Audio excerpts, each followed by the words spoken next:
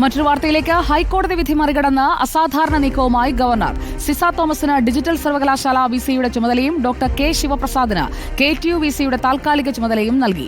നിയമനത്തിന് സർക്കാരിന് panel നൽകാമെന്ന division bench ഉത്തരവിന് പിന്നാലെയാണ് നടപടി. ലീഗൽ കറസ്പോണ്ടന്റ് ശ്യാം ദേവരാജ് ചേരുന്നു നമുക്കൊപ്പം. ശ്യാം ദേവരാജ്, എന്തുകൊണ്ടാണ് ഈ അസാധാരണ നീക്കത്തിലേക്ക് ഗവർണർ കടന്നത്?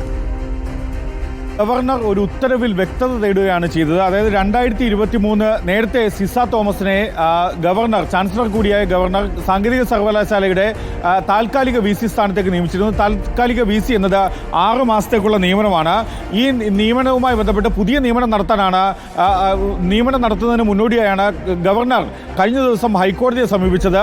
അങ്ങനെ ഹൈക്കോടതിയെ സമീപിക്കുമ്പോൾ ഗവർണർ ആ ഉപഹർജിയിൽ ആവശ്യപ്പെട്ടിരുന്ന ഏറ്റവും പ്രധാനപ്പെട്ട കാര്യം, നേരത്തെ കണ്ണൂർ സർവകലാശാല വൈസ് ചാൻസലറുടെ നിയമനവുമായി ബന്ധപ്പെട്ട് സർക്കാർ ഇടപെടൽ പാടില്ല എന്നാണ് സുപ്രീം കോടതിയുടെ വിധി. അതുകൊണ്ട് തന്നെ ആ വിധി ഈ സാങ്കേതിക സർവകലാശാല VCയുടെ നിയമനത്തിന്, താൽക്കാലിക VCയുടെ നിയമനത്തിന് ബാധകമാകുമോ എന്ന കാര്യത്തിൽ വ്യക്തത വരുത്തണം.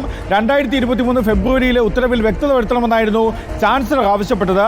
എന്നാൽ ചാൻസലറുടെ ഈ ആവശ്യം ഹൈക്കോടതി തള്ളുകയാണ് ചെയ്തത്. ആ ഉത്തരവിന്റെ പകർപ്പ് അല്പസമയം മുമ്പാണ് പുറത്തു വന്നതും. ആ ഉത്തരവിന്റെ വിശദാംശങ്ങൾ ഇങ്ങനെയാണ്: താൽക്കാലിക VCയെ സ്വന്തം നിലയ്ക്ക് നിയമിക്കാനുള്ള ഗവർണറുടെ നീക്കത്തിനാണ് അതുവഴി തിരിച്ചടി ഏൽക്കുന്നത്. KTUവിലെ താൽക്കാലിക VC നിയമനത്തിന് സർക്കാർ പാനൽ നൽകാം, അതിൽ നിന്നാണ് നിയമനം നടത്തേണ്ടത്.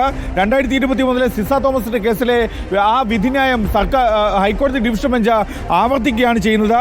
ചാൻസലർക്ക് വേണ്ടി വിധിയിൽ കൂടുതൽ വ്യക്തത വരുത്തുന്നത് അനുചിതമാണ് എന്നാണ് ഹൈക്കോടതി ഡിവിഷൻ ബെഞ്ച് നിരീക്ഷിക്കുന്നത്. സിസ തോമസ് കേസിൽ ഹൈക്കോടതി ഡിവിഷൻ ബെഞ്ച് പരിശോധിച്ചത് താൽക്കാലിക VCയുടെ നിയമനമാണ്. കണ്ണൂർ സർവകലാശാല വിവരങ്ങളുമായി നമുക്കൊപ്പം ചേർന്ന്